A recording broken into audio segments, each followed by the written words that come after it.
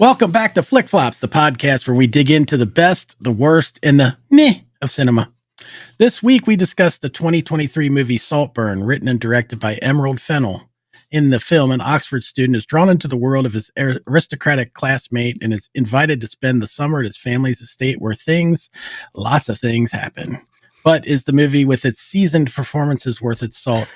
Good in a pinch, or merely like rubbing salt in an open wound? Find out as we start 2024 off with Saltburn. Nice. Very punny, Gary. Very punny. Yeah. Saltburn. Let's see. Let's do some numbers. Pardon me. I'm still getting over something here, so I'm going to cough and try not to do it in the mic. But so Rotten Tomatoes has this thing currently sitting at 72 with the critics, 79 with the audience. You know, this is one. The reason we jumped into this one, I think, Gary, you can agree, is there's a lot of talk and there's a lot of buzz about this film. Yeah. I had not even heard of it until I kept seeing all these videos of people like, "Oh, you got to watch this one scene, the bathtub scene." Yeah. So I was like, "Well, let's just watch, Gary. It's buzzy. It's whatever." So here we are. I don't have any budget on this. I couldn't find numbers on the budget. I do have numbers on box office because this was released. I think we watched it on Prime. Yeah. But it was actually at a theatrical release. So it was released. It made about $19.3 million in theatrical release. You'd already stated, written and directed by Emerald Fennell, who gained some heat, I'll say, with a movie she did called Promising Young Women. Women, I'm sorry. I haven't seen this. I haven't even heard of this. I haven't heard of her. She also was apparently in the Barbie movie. She's an actress. She played Midge, if you've seen Barbie, who I think is the pregnant Barbie. Again, movie that I haven't seen. No I probably won't see. Yeah. So that's what you would know her from. And this is her latest thing. This also, I think, if you read the credits, Margot Robbie helped produce this film. She backed this film. So that's what we have on the numbers. I got nothing else. Then let's just move right on to ratings. All right. It's like, where do you start? So I'll say this. I initially, after watching this, I have very few notes on this. My initial rating on this, Gary, was 5 poops. I thought this movie was boring. I'll leave it at that for a second. I thought it was boring. Yeah. It seemed to me like this movie was nothing but a bunch of people smoking, a couple of shocking scenes, and the whole time I'm watching this, I kept going, this reminds me of something else I've seen that was a good movie. And it was called The Talented Mr. Ripley. Okay. So if you want to watch a better in my opinion, a better version of this movie, go watch The Talented Mr. Ripley from 1990, 91-ish. Matt Damon. It's much better. We got to watch this instead going on already. Yeah, I didn't even have a graphic prepared for it. I just have a quick note. I was like, Talented Mr. Ripley? So you started at 5. I started at 5. I will revise it to 4.5. Okay. And I'll preface it by saying this. I don't think this movie's meant for me, a 54-year-old male. This movie wasn't aimed for me because my 18-year-old daughter watched this, and I said, tell me what you thought of it when you're done. Yeah. And I'll read you quickly what she sent me in a text. Her message was, just finished it. Wow, I don't even know what to say. Quite a movie. Which says to me, this is speaking to different people. Yeah. This worked for a younger, in my opinion, a younger generation. I don't know if you have any thoughts or any. I think there's a reason for that, but let's come back to that. Okay. So just boring. You want to jump in and say what you need to say, and then we can pick apart. I will say that I didn't know anything about this movie either. I'd seen the name somewhere, but I hadn't really picked up on it. I guess Amazon probably pushed it in our faces here and there somewhere. Yeah. But I knew nothing about the movie. My oldest daughter, who's 22, she texted me and said, do we have Prime Video? And I was like, are you going to watch that Saltburn movie? Like, I was wondering if that's what she was asking for. And she's like, yeah. I was like, oh, okay, because we're going to watch that and review it. She goes, really? She's like, that should be interesting. She's like, I heard it's shocking. And I was like, really? She's like, yeah, I've heard it's whatever. And so I still didn't watch the trailer, so I still didn't have any idea what it was about. Same. But I did look at Rotten Tomatoes just to see what we're getting ourselves into, to see what the score. And I was like, well, I was surprised when the scores were high. And the very first thing written on there was something about gross out moments or something. And I was like, how gross out or shocking could this be for real? So that's my introduction to the movie. I will tell you as we talk about it now, I landed on 4 TPs. Yeah. I will say that I was kind of like you. For the majority of the film, I was like, this is like, I'm just ready for it to be over. Yeah. It was just too long. Yeah. So there's a lot we could say about that, but just to get my rating out there first, then we can kind of go into it. 4 TPs for me. So yeah. I revised back from 5 because I think there are people that would enjoy this movie. Most people in my life, I think, would not. Yeah. But then again, I look to the younger generation, and my daughter just loved it. I don't know what was Cassie's. Did she like it? I'm waiting to hear. Because okay. I don't think she's seen it yet. Well, she may have watched it the other, like a night ago. I don't know. I'm not sure yet. I mean, look, there's the theme of it. I like and I will say this. I think what turned me to is the very end, and there's going to be some spoilers on this. So from this point on, if you don't want to know any scenes, let's just spoiler, because we're going to talk about some stuff. Yeah, we can't get around it for this particular movie, because I think that is actually going to be the meat of what we talk about. Right. And so I will say the ending, I did enjoy the turnaround at the ending. The when you start seeing like, oh my God, he put all this in motion. Fascinating. That I enjoyed. But the constant, the shittiness of the people, and to me, like literally all I thought was like, are they just trying to promote smoking in this thing? Like in the 2023 world where you have to put a warning in front of things that say, warning, there's smoking in this. You hide your children because God forbid people see people smoke. This was like an advertising for smoking. Yeah. And I'm like, do people really smoke that much? My Lord. Yeah. Like they're lighting one, putting one out, lighting one up, everywhere they go. Like, hurry. Remind me of the Phoebe scene in Friends where they have the alternate world where she's smoking constantly. It's like, oh wait, I can't speak. Let me light a cigarette real quick. Okay, what? Yes, that's exactly. I'm like, this is dumb. It was unnecessary. Yeah. Rant over on that. The shocking bathtub scene. Yeah. There's a scene beyond that is way more shocking, and I'm like, we should be talking about that scene. Well, I think I guess they're shocking. There's 2 other scenes in this movie that bothered me. They're just gross, really. I don't get it. No, me neither. That was part of it. Was just shock value. Was it? This was. Yeah. I got he was obsessed with the guy. You don't need to have him. Spoiler: drinking his bathwater after the guy jerks off. I don't need to see that. I don't care. Yeah. You had me already. I knew he was. I feel like I gotta censor that whole thing. Yeah, you might want. I didn't do emotions there. Well, first of all, to start off, when you said in the beginning this is not you're not the audience for this, I completely agree with that. But I still think there's something here's what's interesting with your daughter liking it. There are so many better movies that do the little change up that they try to do in this movie better and at a better pace. The pacing was terrible. Clearly not meant for us. It just wasn't. But I do think it's funny that your daughter liked it, because I was thinking, to me, although there were these shocking moments, it really, like, I saw the ending coming. I wasn't surprised by it at all. Which we can talk about if you want. I can just tell you a real quick thing about it. When he gets to the estate, you notice a flip in the way his character acts. Right. And that's the moment where, to me, I thought it became obvious that he's manipulating everybody, because I'm like, this is not what you're portrayed in the beginning of this character. And all of a sudden he's like this master manipulator. I'm like, now he's doing this all on purpose. And I never thought it was shocking at the ending that he does all these events to make everything happen. I was like, finally they get to that part.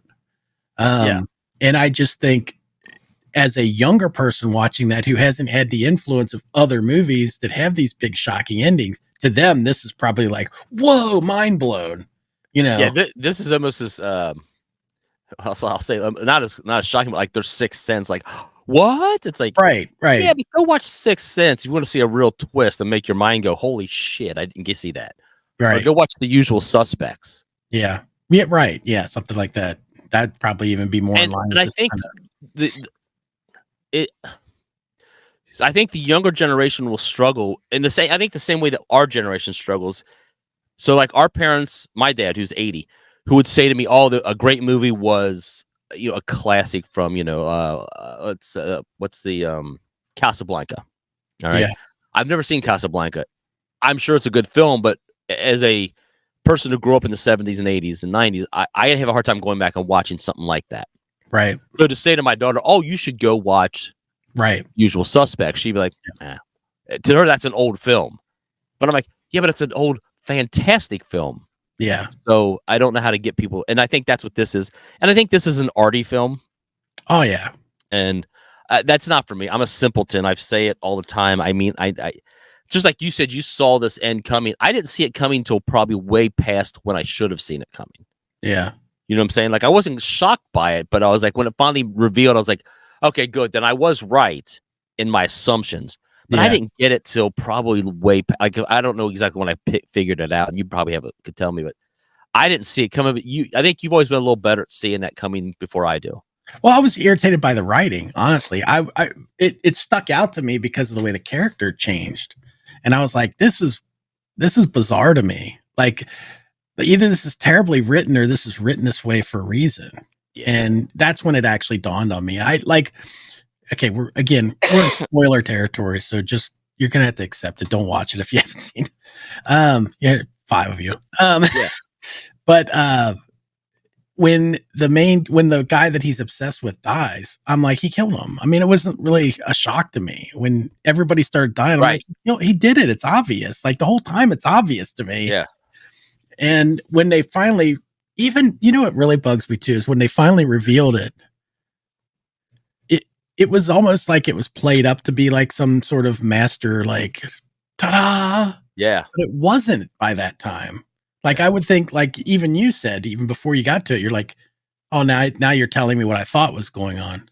Yeah, that's when the confirmation. It kind of drug out even that part a little bit. Yeah. Oh, jeez. I mean, yeah, like looking at, like, I started thinking, like, these two right here are my favorite characters. This guy and the dad. Yeah, the dad was hilarious. I enjoyed him. Yeah. I mean, completely aloof. Yeah. But so let's see. Let's talk about. I mentioned the smoking, the bath scene that I think just is overrated. There's a ton of reaction videos you can watch on TikTok and YouTube and whatever, and it's just overrated. I was like, again, this drifts into the Blair Witch Project hype, where they build it up so much, and then if you wait and see it, and you're like, that's it. I don't know.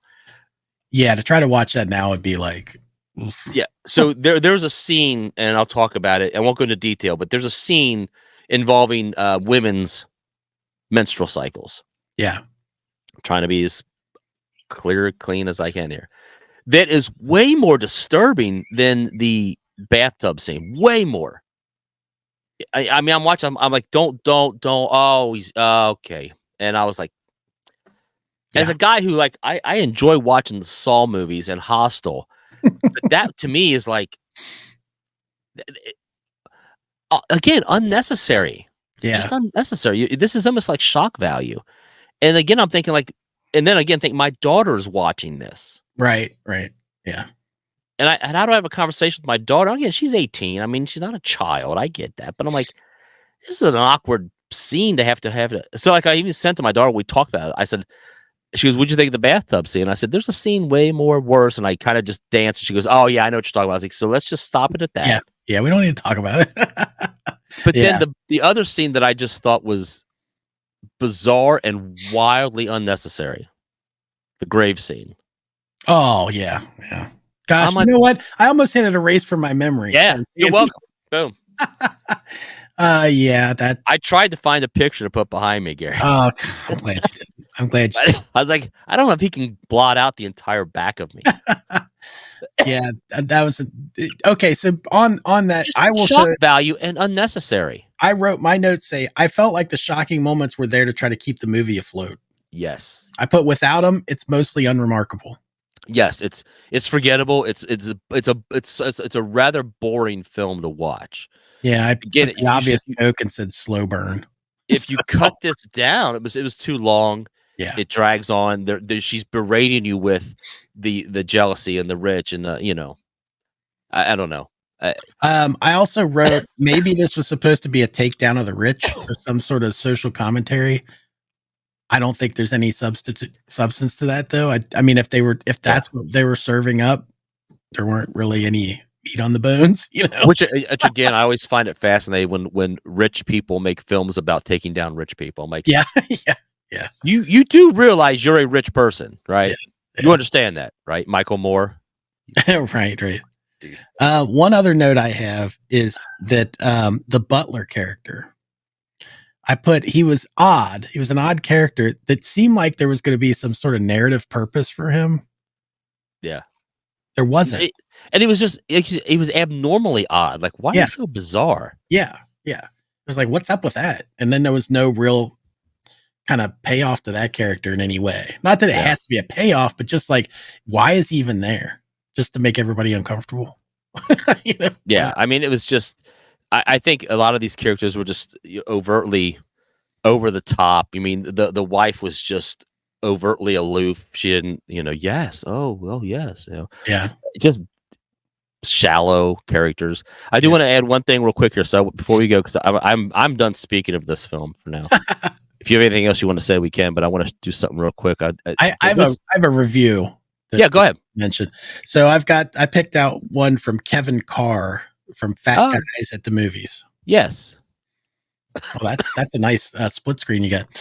A bit too predictable with characters I neither liked nor found joy in rooting against. Yes. I read his review and I was like, I think he's right on. Yeah. Yeah. I think you and I could be fat guys at the movies. Well, I think we are, aren't we? So real quick, I do this. I think we've talked about it. Fattish guys. I do this a lot. I'm sure you do it too, Gary, because we used to do it when we used to live together and hang out. We'd always be like, you see somebody and you go, you remember that movie that the person looks like the person? Okay. So you'd say, oh, I remember. This movie, this guy here, I'm watching the whole time and I kept saying, he looks like if you left it in the microwave too long, so it got overcooked a little. Oh, no. Oh, where are we going? Keep this image here. He reminds me of somebody, and I kept saying, he looks like. Okay, I could kind of see that. A slightly overcooked version of Tom Berenger. Yeah. It's funny because Tara watched most of this movie, by the way. I should have mentioned that. Oh, did she have thoughts? She got about 75% through it and was like, I'm going to bed. She would had enough. Oh, dude, I drifted during this movie. I was like, I had to rewind it like twice because I drifted off slightly. Yeah. And I didn't watch it at 2 a.m. I mean, this was like, I don't know, 4 in the afternoon when I watched this movie. Yeah. And I was just kind of like, oh my God, like this, because it just needed the pacing. I think you talked about it. It was. Yeah. Well, it was fun. Anyway, so she said, what's this actor's name? Because do you think he's part like Asian or something? Because, his eyes are got that. Yeah, he has an odd look to him. And I think he's Irish. She's like, well, Irish Asian maybe or something. Yeah. He does have an interesting look. And I could see that with the and I'm not saying the guy's on a track. I'm just saying every time I looked, I was like, I could see him if they did a remake of Eddie and the Cruisers, he could be Wordman. He's played a lot of odd characters too, and I've seen quite a few movies that guy's been in. And most recent, never mind. We don't need to talk about that. We're going too long on this anyway. But I actually think he's a really good actor. He just picks some odd films.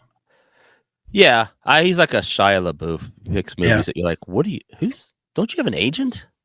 Somebody to say I don't know, man. It might just be an art film. But here's the thing. I'll say this because I think this is where you and I just, because people love this film.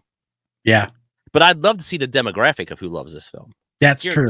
It's a younger demographic. Oh yeah, I bet it's well, and the characters are younger characters too. That you mentioned Usual Suspects, and I'm thinking, well, trying to get your kid to watch that when it's a bunch of old people to them, this is different because it's got it's a younger characters in it. So anyway, wow, we spent way too much time on this. We did. We spent about 19 minutes more than we should have on this movie. So 4 TPs for me, 4.5 poos from you.